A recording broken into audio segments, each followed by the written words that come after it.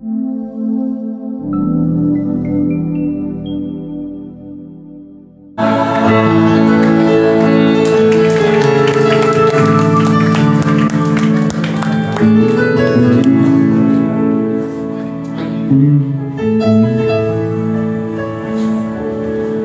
menikmati semua kebaikan-Mu Bapa. Kami anak-anak-Mu yang selalu merindukan kebaikan-Mu nyata dalam hidup kami. Kami bersyukur, kami berterima kasih. Kalau pagi hari ini kami boleh bersama-sama menaikkan pujian, penyembahan dan doa kami ke dalam tangan-Mu. Biar itu menjadi dupa yang harum di hadapan-Mu Tuhan. Biar itu boleh menyenangkan hati-Mu Bapa. Kami bersyukur untuk kesempatan boleh menyenangkan hati-Mu lewat pujian penyembahan kami, lewat doa-doa kami Tuhan, terlebih lewat hidup kami.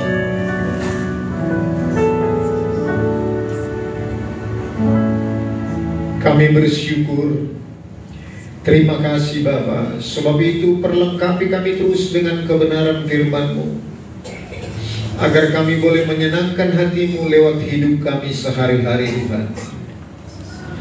Terima kasih untuk telinga yang mendengar, hati yang memahami, dan pikiran Kristus, yaitu pikiran yang mengerti kehendak Allah dan mau melakukannya, supaya kami tahu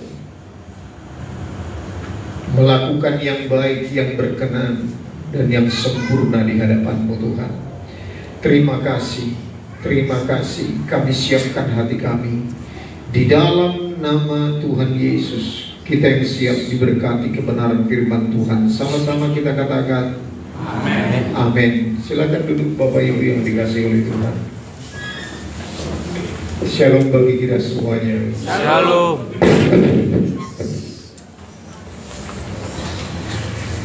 Kita masih menyambung kebenaran firman Tuhan yang kita dengarkan minggu-minggu kemarin. Bagaimana kita hidup dalam kasih karunia Tuhan. Kita harus terus menyelaraskan hidup kita dengan Bapa di sorga. Hubungan kita sebagai Bapa dan anak menjamin kita masuk sorga. Hubungan kita sebagai Bapa dan anak semenjak kita lahir baru, ketika benih ilahi itu ada di dalam hidup kita, itu yang memberikan potensi bagi kita supaya kita tidak melakukan dosa. 1 Yohanes 3:9. Itu ciri-ciri dari waktu kita sudah lahir baru. Lalu yang kedua, Roh Kudus yang dimeteraikan di dalam hidup kita adalah sebagai jaminan bagi kita supaya kita boleh menerima semua janji Allah. Dan dia sebagai pribadi Roh Kudus,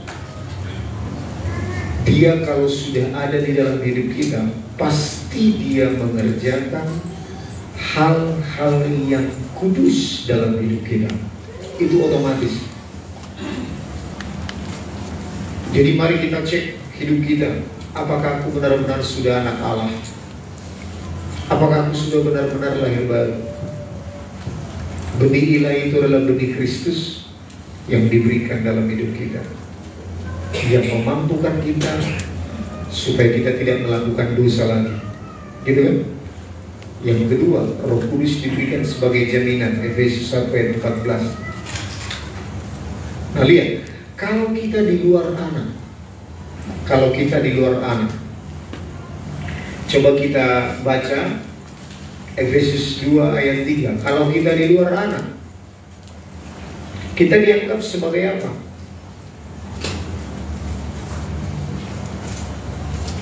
Sebenarnya dahulu kami semua juga terhitung di antara mereka. Nanti baca ayat 1 dan 2 ya di rumah ya. Ya, ini berhubungan, tetapi ini kesimpulannya. Sebenarnya dahulu kami semua juga terhitung di antara mereka. Ketika kami hidup di dalam hawa nafsu daging dan menuruti kehendak daging dan pikiran kami yang jahat, pada dasarnya ini kehidupan kita dahulu sebelum kita lahir baru. Pada dasarnya kami adalah orang-orang yang harus dimurkai, sama seperti mereka yang lain. Artinya dimurkai adalah orang-orang yang dihukum. Artinya kita di dalam pandangan Tuhan kita adalah sebagai musuh yang pantas untuk dihukum, bukan sebagai anak. Tetapi setelah kita lahir baru, kita tidak dianggap lagi musuh. Sebab tidak ada lagi penghukuman bagi mereka yang ada di dalam Kristus Yesus. Roma 8 ayat 1. Tidak ada lagi penghukuman. Jadi mari kita lihat, kita harus terus sadar posisi rohani kita. Kita sebagai anak-anak Allah. Amin. Dalam bagaimanapun kesibukan kita hidup sehari-hari, kita harus tetap sadar posisi rohani kita adalah sebagai anak-anak Allah. Jadi mari lihat Bapak Ibu, ternyata ada satu tambah yang membuat Tuhan memisahkan diri dari kita apa? Lalu yang membuat Tuhan memisahkan diri dari kita apa? Dosa. Tapi ternyata ada yang kedua. Ada yang kedua yang membuat Tuhan memisahkan diri dari kita, sekalipun kita sudah jadi anak. Apa ini? Yang kedua, kita tidak hidup dalam kasih karunia. Kita mengandalkan kekuatan kita. Itu artinya kita sedang memisahkan diri dari Tuhan kita. Kita sedang berkata kepada Tuhan, Tuhan, sudahlah, cukup dengan kekuatanku. Tidak perlu Engkau turun tangan, Tuhan. Bisa nangkap Bapak ini? Ya.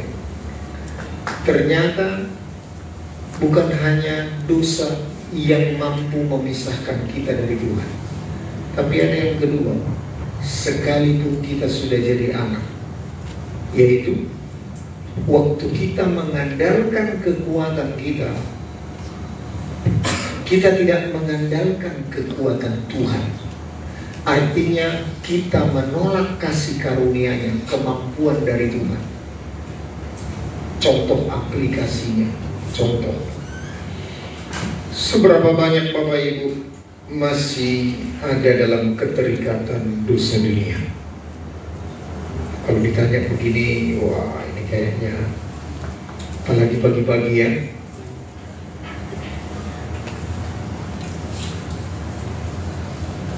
dosa keterikatan apa? Main skater? Lalu tergantung kepada handphone, pornografi, merokok,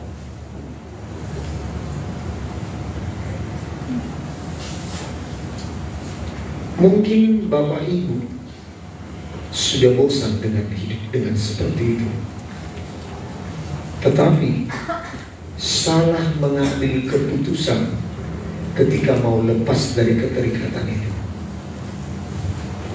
Mungkin Bapak Ibu ngomong begini, iya Tuhan, aku tidak akan nonton lagi pornografi. Iya Tuhan, aku tidak merokok lagi. Aku akan kurangi dari 2 bungkus 1 bungkus, 2 batang 1 batang. Ya Tuhan, aku tidak akan lagi melakukan dosa keterikatanku ini.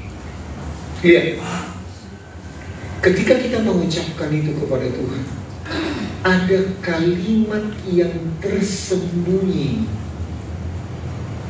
yang tanpa kita sadari, kita sedang berkata kepada Tuhan, dengan kekuatanku sendiri, aku akan melepaskan diri dari keterikatan itu. Pertanyaannya, kita mampu nggak lepas dari dosa keterikatan itu? Mampu nggak? Nggak bakalan bisa mampu. Tapi kalau kita berkata, Tuhan, aku sudah bosan dengan keterikatanku ini. Aku sudah bosan jatuh dalam dosa, tidak menyenangkan hatimu. Aku sudah bosan Tuhan, dan aku sudah berusaha sekuat mungkin untuk lepas dari keterikatanku. Ampuni aku Tuhan. Aku menyerah. Aku lepaskan Tuhan. Aku minta Engkau memerdekakan aku, melepaskan aku dari keterikatanku. Firman Tuhan berkata, waktu lemahlah engkau, Tuhan bekerja dengan kuat. Artinya kita tidak melepaskan diri dari anugerah Tuhan, dari kasih karunia Tuhan. Kita tidak mengandalkan kekuatan kita untuk melepaskan diri dari keterikatan-keterikatan kita. Tapi kita mengandalkan Tuhan. Yang percaya katakan amin. Amin. Apa definisi dari kasih karunia Tuhan? Hal yang sepantasnya tidak pantas kita terima, itu kita terima. Hal yang harusnya tidak pantas kita terima, itu kita terima. Itu artinya kasih karunia Tuhan.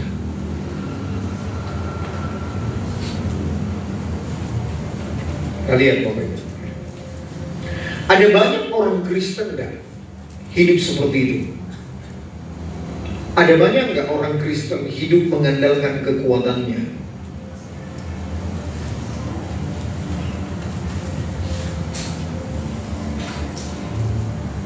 Saya buat satu ilustrasi. Ada seekor induk ayam. Waktu dia mau mengerami, ternyata ada satu telur dari elang, burung elang. Tidak tahu bagaimana kok bisa nyasar telur elang ini, ikut tererami bersama-sama dengan induk ayam itu. Lalu dia menetas, lalu anak elang ini ikut bertumbuh bersama-sama dengan anak-anak ayam. Lalu dia ikut mengais, ikut cari makan sama seperti anak ayam yang lain. Dia bertumbuh besar, walaupun aneh, anak burung elang ini lebih besar memang tumbuhnya dari anak ayam. Tetapi dia dibesarkan oleh induk ayam sama seperti membesarkan anak ayam yang lain.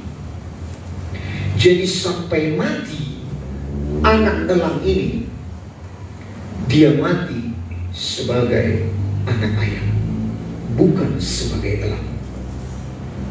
Bisa dapat gambaran kira-kira? Ada banyak orang Kristen, ketika dia tidak menyadari apa arti daripada lahir baru, dia berubah posisinya dari hamba dosa menjadi anak Allah. Dia tetap hidup sama seperti dunia. Dia hidup untuk dunia. Elang harusnya dibesarkan berbeda, seperti induk ayam membesarkan anak ayam. Elang harusnya membesarkan anaknya. Ketika dia sudah lahir, ditetaskan, dia dikasih makan. Tetapi dalam jarak waktu tertentu, induk elang itu akan membawa anak elang itu ke tempat ketinggian. Dan dia akan menjatuhkan anaknya. Dia mendidik anaknya. Ketika anaknya jatuh, mau kesentuh sama batu padas atau juga pohon-pohonan, induk elang langsung menyambar. Kita sudah pernah dengar ini ya, kisah-kisah ini ya. Induk elang langsung menyambar, membawa anak elang itu, dan anak elang itu merasa ditolong. Dan begitulah caranya induk elang membesarkan anak elang. Sampai anak elang itu ketika dilepaskan terakhir, dia bisa terbang sendiri. Dia menjadi Kristen yang dewasa. Begitulah kita. Harusnya kita tidak hidup untuk dunia ini. Kita hidup dari ujian demi ujian, cobaan demi cobaan. Ujian bukan membuat kita runtuh, ujian membuat kita naik kelas. Amin Bapak Ibu. Sebab itu jangan sembarang menengking ujian dan persoalan yang datang kepada kita. Ujian dulu, persoalan waktu kita zaman Pentakosta karismatik, kita dengan mudah menengkingnya. Tetapi hari-hari terakhir ini kita diajarkan, lewat ujian dan cobaan kita akan naik level sebagai anak-anak Allah. Dari kecil, dari di kandungan, balita, remaja, sampai menjadi dewasa dan siap dijemput oleh Tuhan. Amin. Amin. Menjadi besar dan tua itu otomatis. Menjadi besar dan tua itu otomatis. Makan kacang aja, makan nasi aja di kamar otomatis tua. Tetapi menjadi dewasa itu adalah keputusan. Amin. Menjadi keputusan. Kita harus lewat ujian demi ujian. Saya pinjam istilah Pak Jokowi. Jangan lagi sampai di SPBU. Mulai dari nol ya Pak. Ada yang tahu itu? Ada yang ikutin itu? Kita nggak mulai dari nol lagi. Kalau kita sudah kelas SD, SMP, SMA, kita pasti lanjut ke perguruan tinggi. Kita nggak mulai lagi dari nol, dari TK, dari PAUD. Tetapi kita harus terus bertumbuh menjadi dewasa. Amin Bapak Ibu. Amin. Nah sekarang mari kita lihat, sebagai anak-anak Allah, kita harus menyadari, sebagai anak Allah, kita harus menyadari bahwa kita adalah ahli waris. Katakan sama-sama dulu, ahli waris.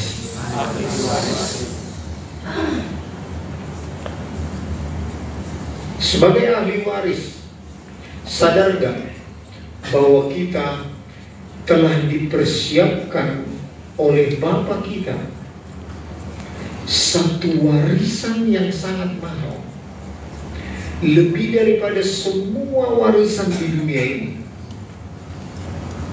Harta yang tersembunyi, aletheia, harta yang tidak ternilai, yaitu yang digambarkan di perjanjian lama itu adalah hak kesulungan.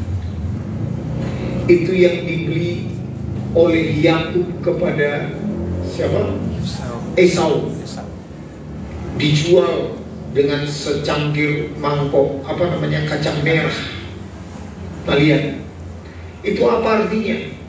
Kita jangan sampai menjual hak kesulungan kita, warisan kita, dengan harta dunia ini, dengan kebutuhan dunia ini.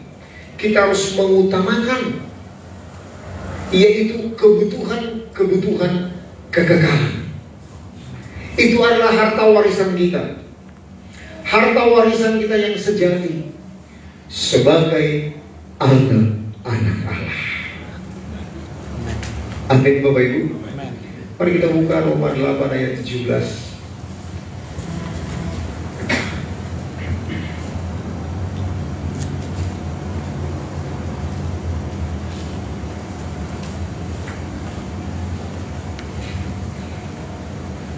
Kita baca sama-sama.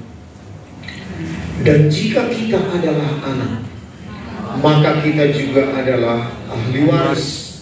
Maksudnya orang-orang yang berhak menerima janji-janji Allah, yang akan menerimanya bersama-sama dengan Kristus, yaitu jika kita menderita bersama-sama dengan Dia, supaya kita juga dipermuliakan sama-sama dengan Dia. Iya. Jadi kita sebagai anak, kita juga adalah ahli waris. Baca ya sebelumnya dari ayat 14 sampai 16, Paulus telah menerangkan bahwa kita yang lahir baru, kita adalah anak. Roh yang ditempatkan Tuhan Bapa di dalam kita itu menuntun kita berseru, ya Aba, ya Bapa. Nah, kalau kita anak, maka kita juga adalah ahli waris, pewaris daripada Allah Bapa. Maksudnya orang-orang yang berhak menerima janji-janji Allah. Jadi ini kelebihan daripada kita anak-anak Allah. Jadi jangan kita melupakan atau juga kesibukan kita di dunia ini membuat kita melupakan status kita sebagai ahli waris. Sebab sebagai ahli waris, kita pasti akan menerima janji-janji Allah bersama dengan Kristus. Tapi ada satu syaratnya.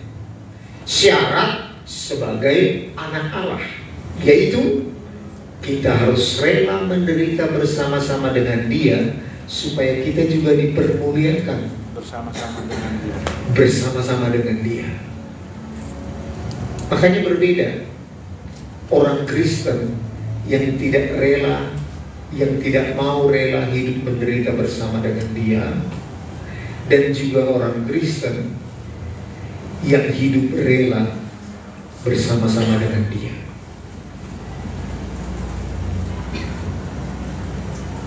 Bapak Ibu pernah mendengar bahwa ada yang disebut kitab kehidupan, lalu ada juga yang disebut kitab kehidupan anak domba Allah. Bapak Ibu pernah mendengar kitab kehidupan, pernah ya? Tapi coba kita lihat Wahyu 21 ayat 27.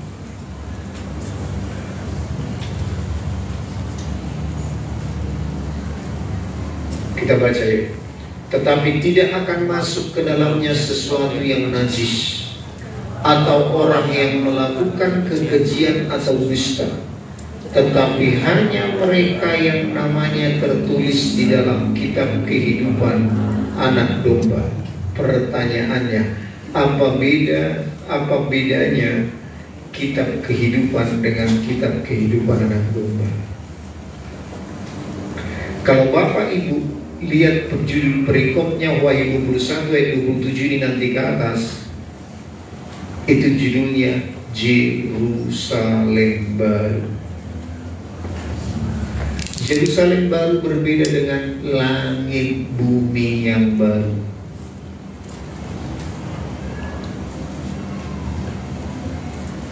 Jadi apa bedanya? Orang Kristen yang tidak mau, tetapi yang percaya ya, yang percaya kepada Tuhan, tetapi tidak mau rela hidup menderita. Ini masih tafsiran saya. Dia hidup di langit bumi yang baru. Dia hidup sebagai orang-orang yang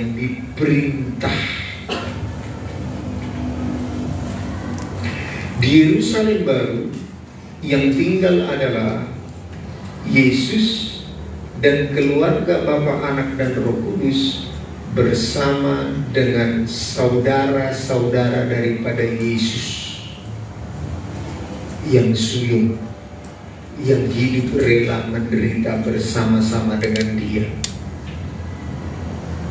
Nah, coba renungkan ini Bapak Ibu. Dalam sebuah kerajaan, yang berhak memerintah di dalam kerajaannya adalah anak-anak daripada sang raja. Anak-anak daripada Bapa adalah Yesus dan saudara-saudara. Itulah yang berhak memerintah di dalam kerajaan kekal selama-lamanya. Amin. Kalau ada yang memerintah, berarti ada yang diperintah.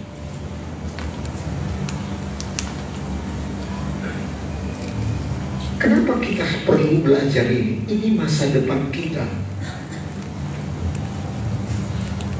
Kalau kita rela hidup sama seperti Dia, kita akan dipermuliakan bersama-sama dengan Dia. Amin.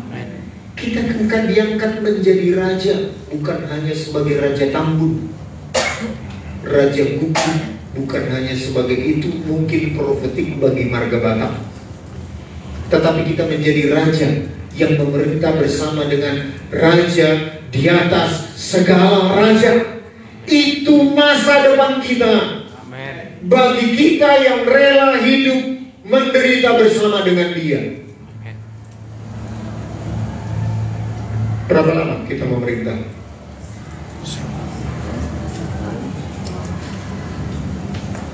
Hidup kekal sampai selama-lamanya. Amin. Tetapi apa syarat? Apa syarat supaya kita bisa memerintah? Coba dibuka Kejadian 1 ayat 26.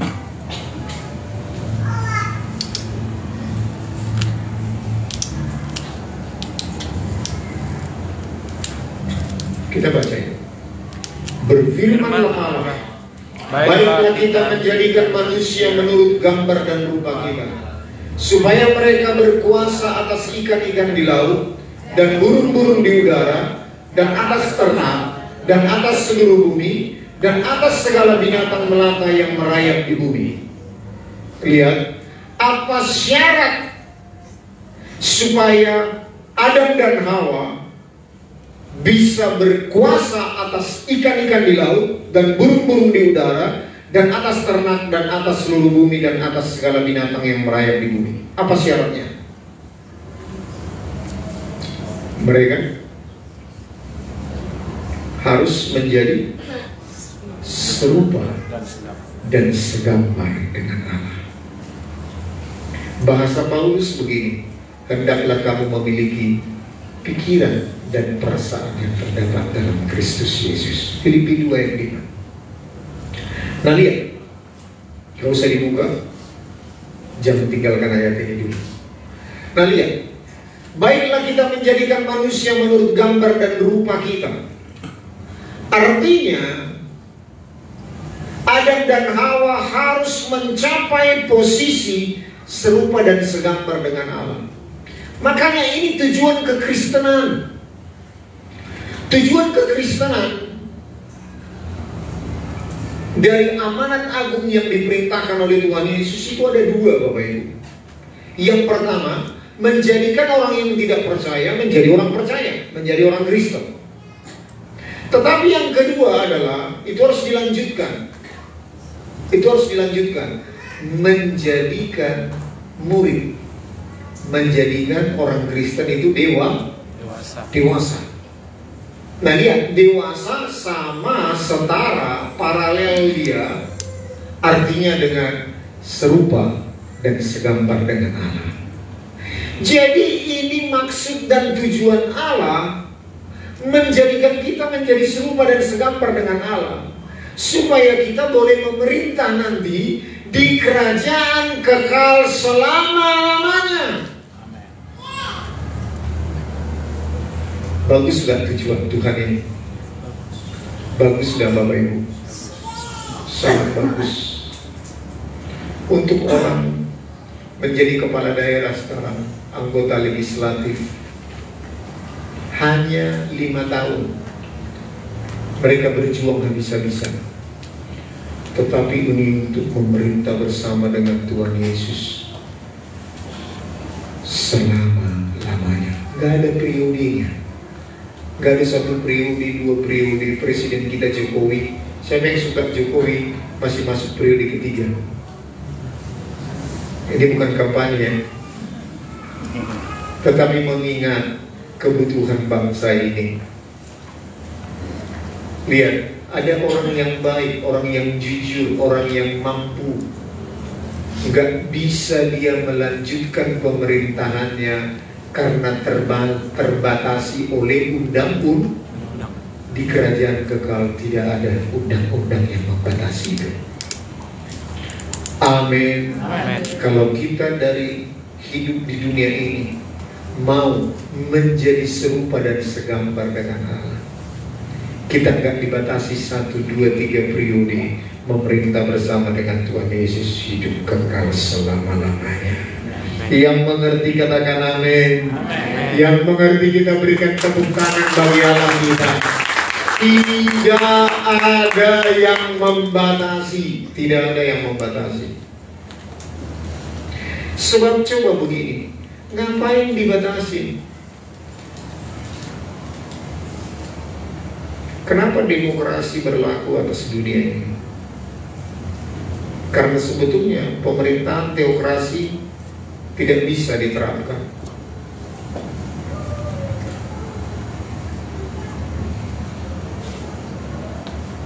Demokrasi itu kan dari bawah, bukan dari atas. Teokrasi dari atas. Kalau benar dari atas, pasti benar ke bawah. Itu selayaknya, sepantasnya pemerintahan teokrasi. Tetapi karena orang meragukan pemimpin, muncullah demokrasi. Nah, kita kan dikembalikan menjadi pemerintahan teokrasi. Siapa yang meragukan ketidakjujuran Tuhan kita? Siapa yang meragukan ketidakadilan Allah kita? Siapa yang meragukan ketidakbenaran Tuhan Allah kita? Kita semua percaya bahwa Tuhan Allah kita adalah baik, merancangkan hal-hal yang baik bagi kita. Nah, kalau kita diubah menjadi serupa dan segambar dengan Dia, berarti kita bukan antitesisnya tuh. Oh, tahu nggak istilah antitesis itu? Antitesa Jokowi. Itu kan Anies Baswedan yang disebutkan. Antitesa Jokowi. Nah, kalau kita nggak serupa dan segambar dengan Tuhan, kalau kita diberikan kepercayaan memerintah dalam kerajaan kekal selama-lamanya, kita menjadi antitesa Tuhan.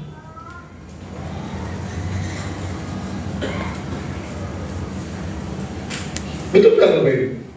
Tetapi kalau kita serupa dan segambar dengan Allah, kita pasti sepakat dengan apa yang dipikirkan oleh Tuhan, dengan apa yang dirancangkan oleh Tuhan, apa yang ada di dalam hati Tuhan, karena kita sudah terbiasa ingin selalu menyenangkan hati Bapa. Itulah yang kita lakukan menjadi kekekalan. Tuhan tidak meragukan itu.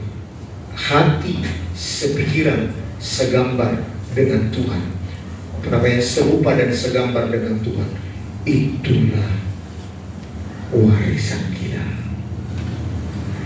Itulah harta yang membawa kita sampai kepada kekekalan. Yang mengerti katakan amin. Sekali lagi, yang percaya kita berikan tepuk tangan bagi Tuhan Allah kita untuk rancangannya yang hebat, yang mulia ini. Nah, kita tadi sudah melangit. Kita tadi sudah ada di awan-awan permai. Kita sudah bicara masa depan kita. Memerintah bersama dengan Tuhan kamu masih di awan-awan permai kan? Kita sekarang membumi. Amin. Kita sekarang membumi. bagaimana cara menerapkan supaya kita bisa menjadi serupa dan segambar dengan Allah. Kita lihat ayat ini. Kejadian 1 ayat 26, saya ulang membaca. Baiklah kita menjadikan manusia menurut gambar dan rupa kita, supaya mereka berkuasa. Lihat, ini menciptakan Adam dan Hawa di dalam sebuah keluarga.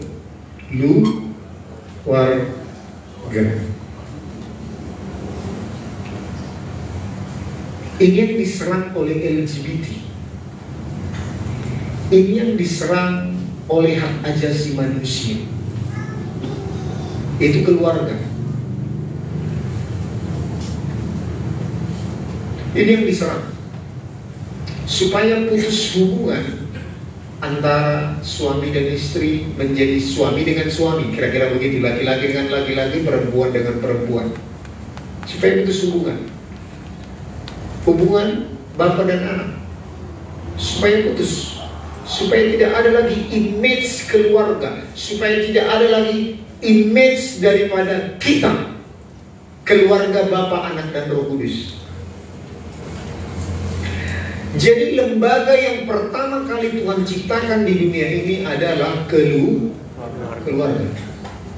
Makanya ayat yang sering kali kita ulang-ulang, Efesus 1 ayat 5, Bapa telah merancangkan kita di dalam Kristus Yesus supaya menjadi anak-anak Allah.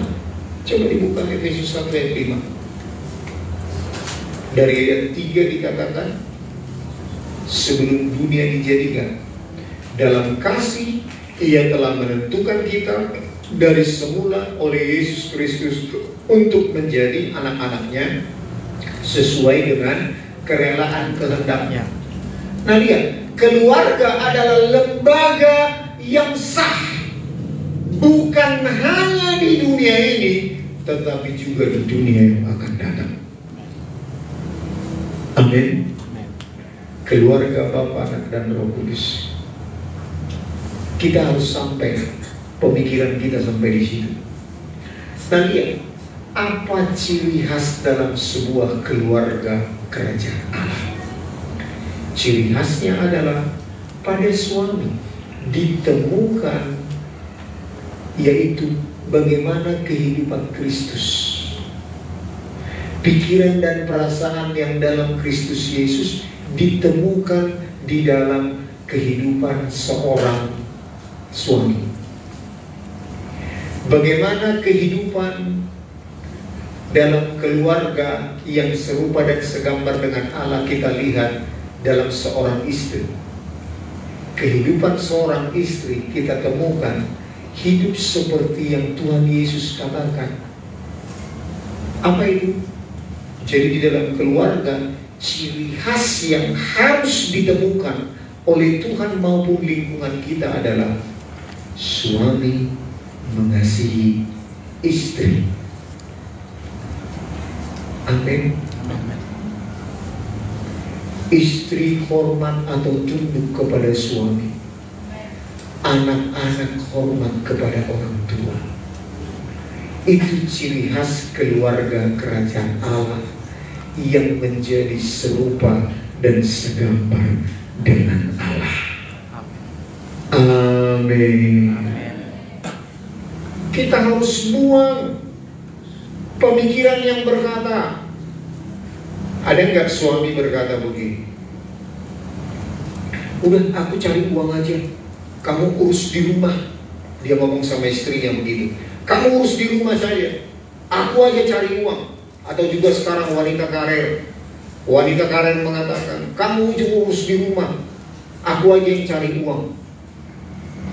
Ada nggak keluarga seperti itu? Banyak. Uang menjadi tujuan, bukan lagi menjadi serupa dan segambar dengan Allah. Uang menjadi tujuan. Padahal ketika uang sudah didapatkan, uang juga bisa lenyap oleh sakit penyakit, oleh perceraian, oleh apapun. Tapi lihat, kalau kita menampilkan, menunjukkan seorang suami bagaimana dia mengasihi istri di dalam rumah tangga, nah lihat, itu adalah gambaran keluarga kerajaan Allah. Jadi mari kita sepakat, waktu suami menasihati istri, istri jangan berpikiran begini, enak kali kau mengajari aku. Kita harus kembali kepada tujuan daripada Tuhan menciptakan keluarga, yaitu apa? Menjadi serupa dan segambar dengan Allah. Artinya kita harus sepakat dengan pikiran Tuhan dijalankan di dalam keluarga. Jadi waktu suami mengasihi istri, ketika nasihatnya sesuai dengan kebenaran firman Tuhan, istri jangan tersinggung. Istri harus bisa menangkap ini sesuai enggak dengan pikiran dan perasaan yang terdapat dalam Kristus Yesus.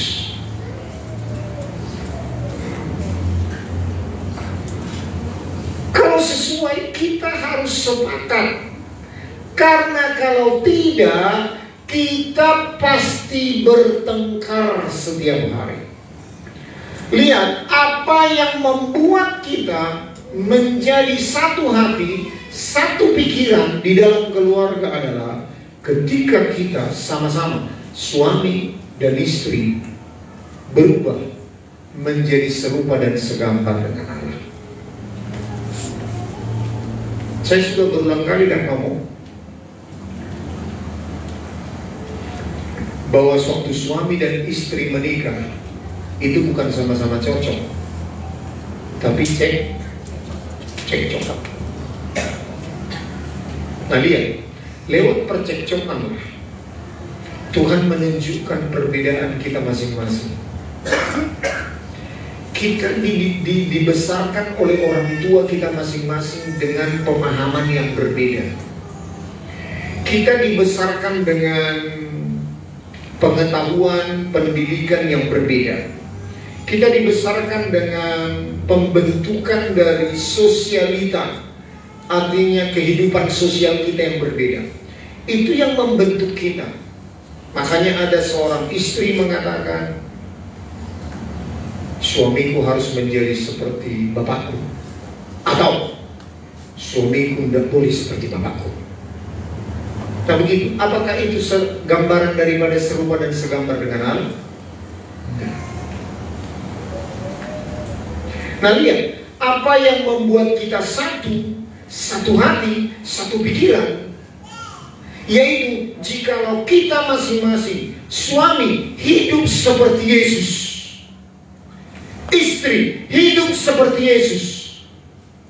Apa yang Yesus perintahkan, suami mengasihi istri. Apa yang Yesus perintahkan kepada istri, istri tunduk kepada suami. Anak-anak hormat kepada orang tua. Kalau kita masing-masing memiliki pikiran seperti ini, kita pasti satu hati.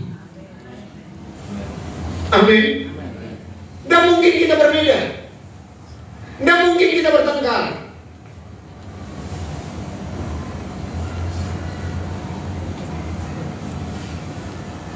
Makanya ini bagi anak-anak muda, coba yang usianya 24 tahun ke atas, coba diangkat tangannya. Kan sudah mulai mau pilih-pilih pasangan kan? Oke. Syarat utama kata firman Tuhan apa? Jadilah pasangan yang seimbang. Artinya, kalau orang dunia mengatakan seimbang bibit, bobot, dan bebeknya, tetapi kalau menurut firman Tuhan adalah pasangan yang dewasa secara rohani. Karena apa? Begitu nanti diberkati pemberkatan nikah, pasti akan ketemu dengan perbedaan-perbedaan. Itu yang membuat pertengkaran demi pertengkaran dalam rumah tangga.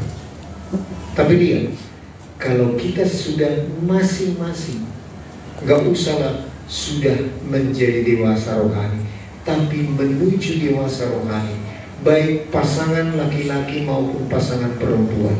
Nah lihat, minimal ketika terjadi perbedaan pendapat di dalam keluarga, masing-masing sudah mengerti arah dan tujuan pertengkaran itu diizinkan Tuhan, supaya kita mencocokkan hidup kita supaya menjadi serupa dan segambar dengan Allah.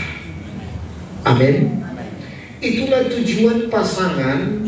Kalau kita meyakini, oh dia pasangan dari Tuhan, tetapi gak cukup hanya kita tahu bahwa itu adalah pasangan dari Tuhan. Karena tujuan kita berkeluarga adalah, catat yang pertama,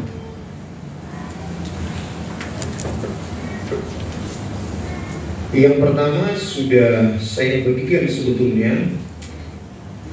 Tujuan kita berkeluarga adalah supaya rupa dan gambar Kristus nyata kelihatan dalam hidup kita sebagai suami dan istri.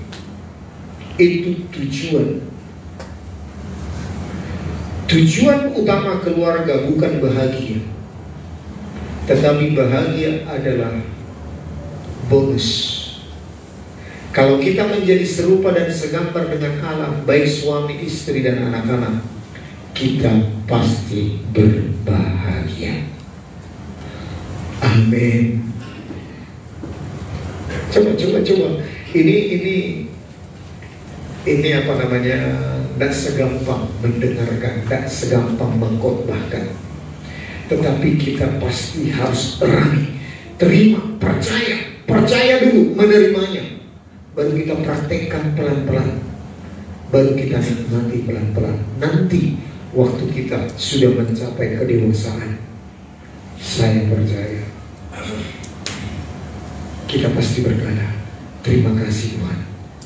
Ternyata benar, definisi keselamatan adalah diubahkan untuk menjadi serupa dan segambar dengan Allah. Itu definisi keselamatan.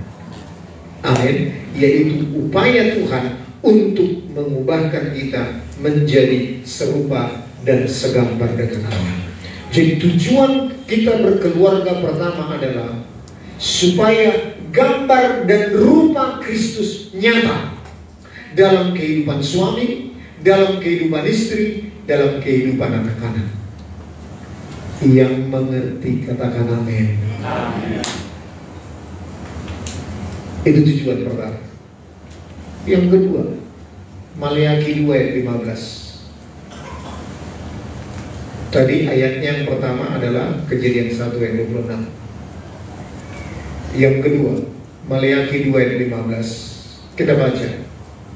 Bukankah Allah yang Esa menjadikan mereka daging dan roh, dan apakah yang dikehendaki kesatuan itu? Keturunan ilahi. Jadi jagalah dirimu, dan janganlah orang tidak setia terhadap istri dari masa mudanya. Jadi tujuan berkeluarga yang kedua adalah melahirkan keturunan ilahi. Mari dengarkan Bapak Ibu. Tanggung jawab kita yang terutama bagi kehidupan orang Batak apa?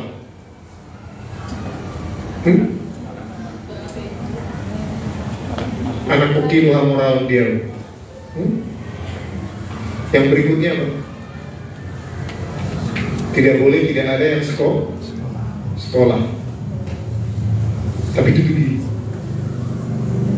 Lihat, tanggung jawab kita yang terutama berkeluarga adalah anak-anak kita menjadi keturunan ilahi.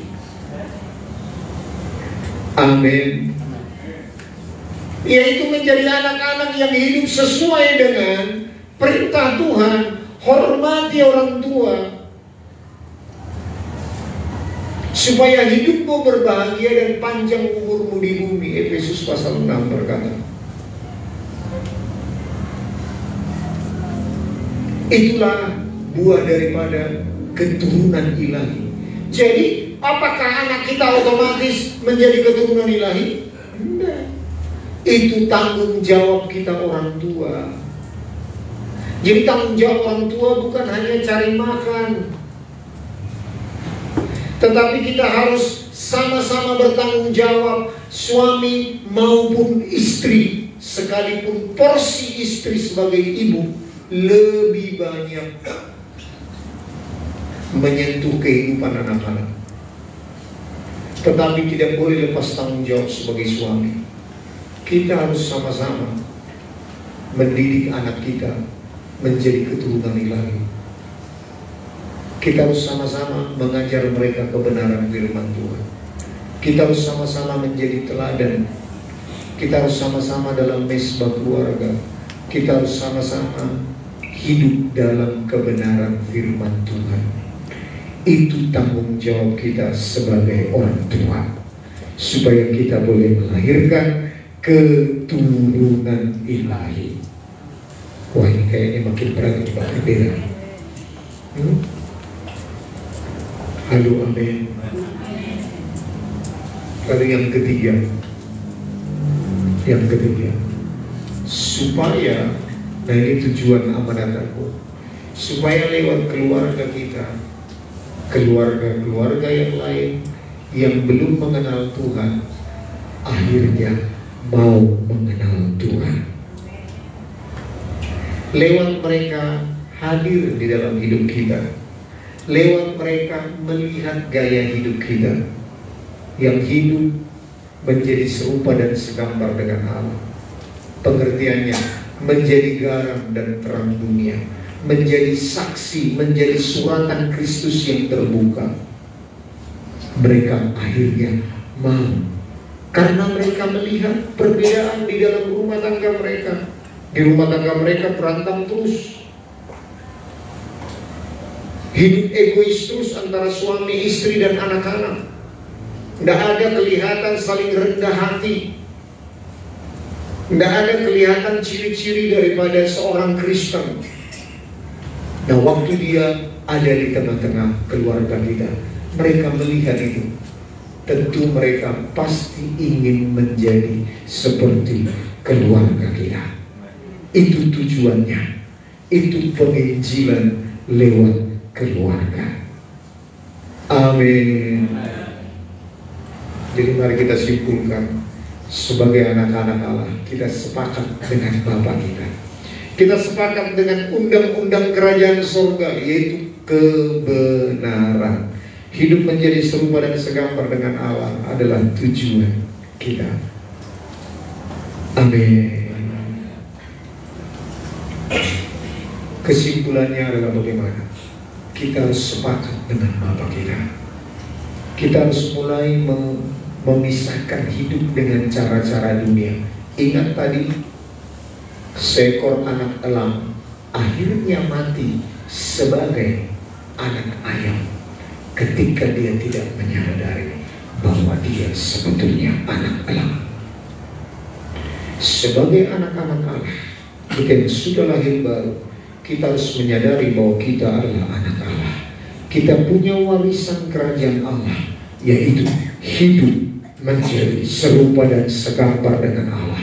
Sebab inilah warisan yang kita bawa sampai kepada kekekalan, yang membuat kita layak tinggal di Yerusalem baru, yang membuat nama kita bukan hanya tertulis dalam kitab kehidupan, tetapi di dalam kitab kehidupan anak domba Allah. Kita tinggal bersama dengan Yesus. Kita adalah saudara-saudaranya. Amin. Mari kita tundukkan. Wow.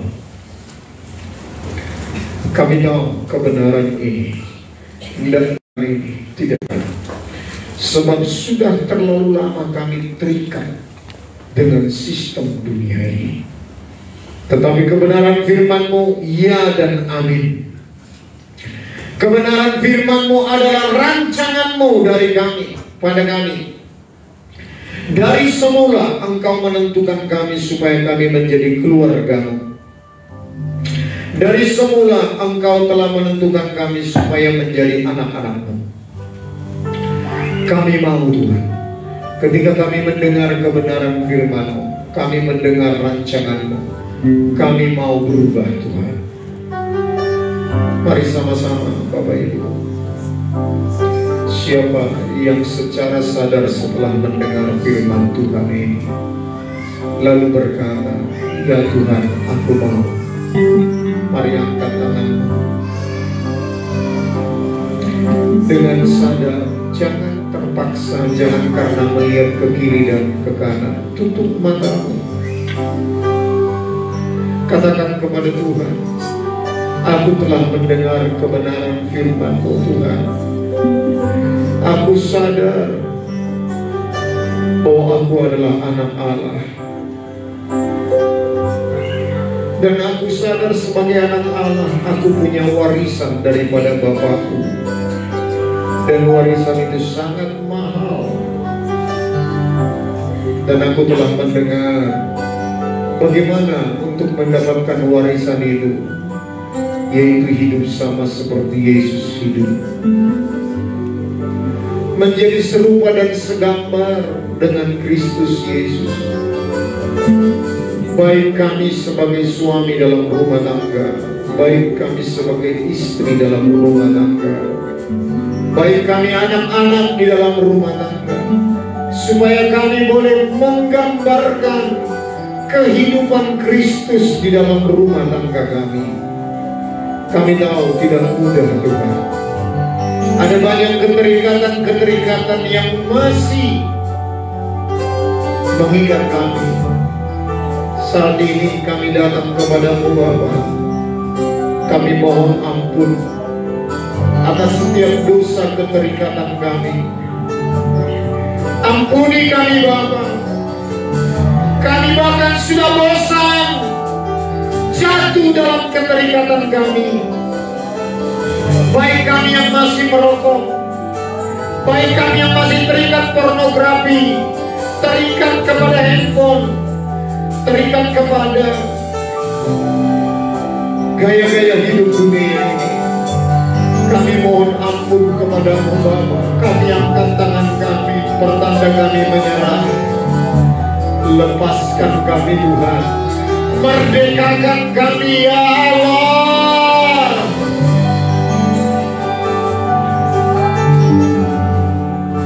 Merdekakan kami, lepaskan kami dari setiap keterikatan kami, supaya kami boleh mengalami kemerdekaan yang sejati sebagai anak-anak Allah, supaya kami boleh hidup seperti Yesus hidup. Terima kasih Bapa, kami bersyukur. Terima kasih. Terima kasih Tuhan. Tuhan,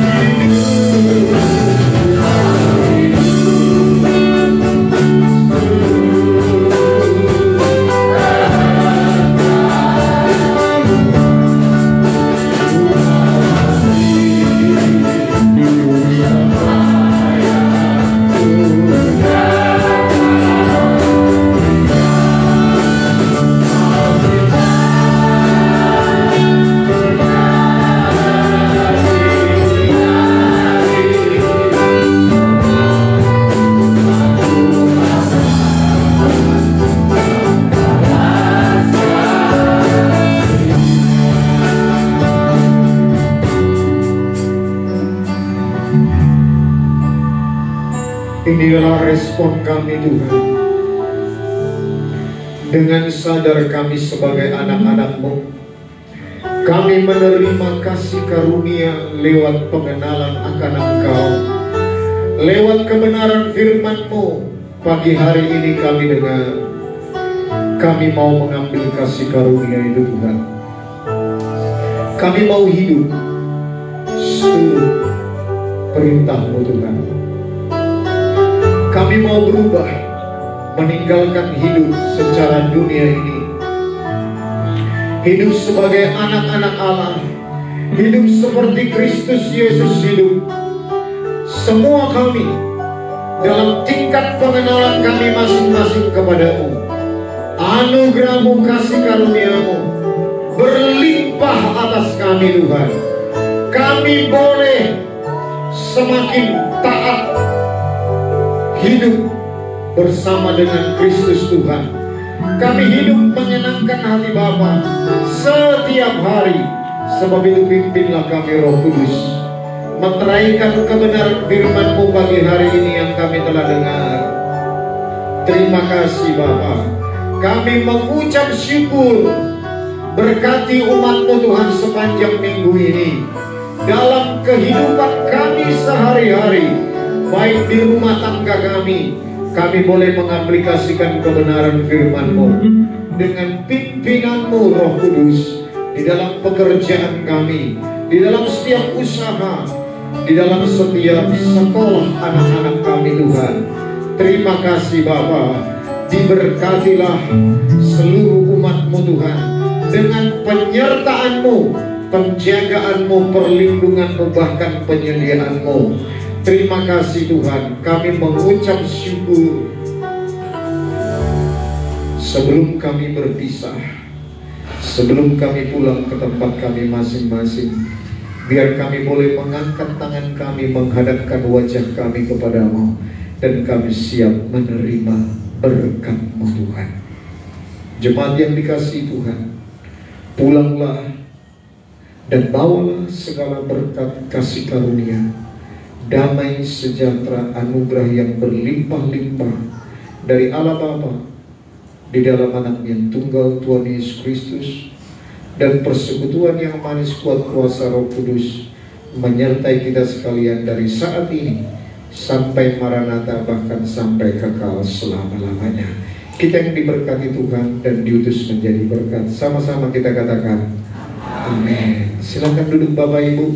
Sebelum dia akan memberikan pengumuman, saya sebagai gembala memberitahukan bahwa ada keluarga baru yang bergabung dengan kita,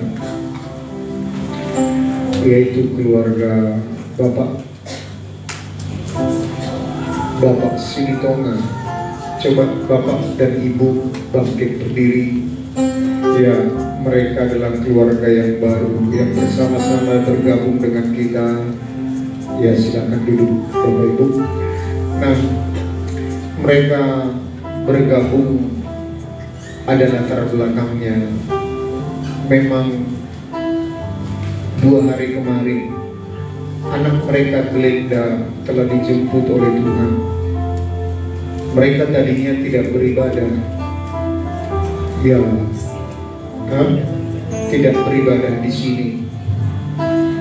Nah, tetapi anak mereka sekolah minggu di sini. Nah, ketika ada kejadian kecelakaan di kolam renang, anak mereka mengalami pendarahan dan belum diserahkan kepada Tuhan. Lalu mereka menyerahkan penyerahan itu kepada penggembala kita.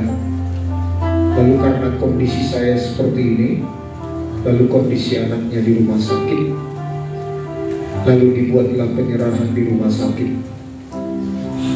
Dan setelah beberapa hari di rumah sakit, lalu setelah penyerahan anak,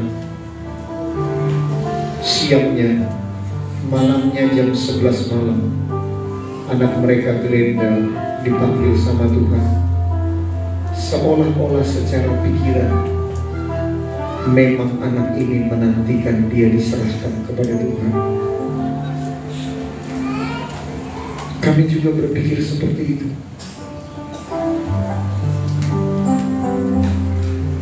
Mari kita topang keluarga ini. Mari angkat tangan kita. Bapa, kami menopang keluarga ini Tuhan. Lewat keadaan seperti ini pun Engkau sedang memanggil keluarga demi keluarga supaya datang kepadamu Tuhan. Kuatkan, hiburkan hati mereka, pulihkan Tuhan keluarga ini menjadi keluarga yang menjadi pengikut-Mu Tuhan.